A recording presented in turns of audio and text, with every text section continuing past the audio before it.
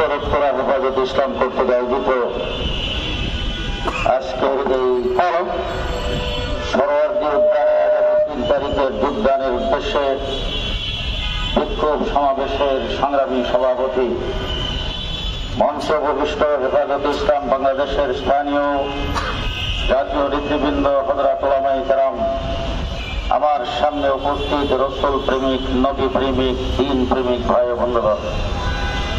তসলিমা নাসরিন বলেছিল, দেখো আমার সিদ্ধান্ত আমার। তসলিমা নাসরিন বলেছিল, কোরআন পরিবর্তন করতে হবে।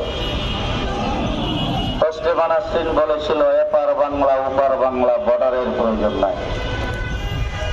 সেই 3টা কথার কারণে তসলিমার বিরুদ্ধে আন্দোলন হয়েছে। আজকে তসলিমার অস্তিত্ব পৃথিবীর কোনো দেশে নাই। যেখানে গেছে সেখানেই জুতার বাড়ি খাইতে শুরু করেছেন। আজকে আমার বাংলাদেশে গত 15 বছর পর্যন্ত যেই সরকারের বিরুদ্ধে আন্দোলন সংগ্রাম হয়েছে, এই দেশের বড় বড় রাজনৈতিক দল সংগ্রাম করেছেন।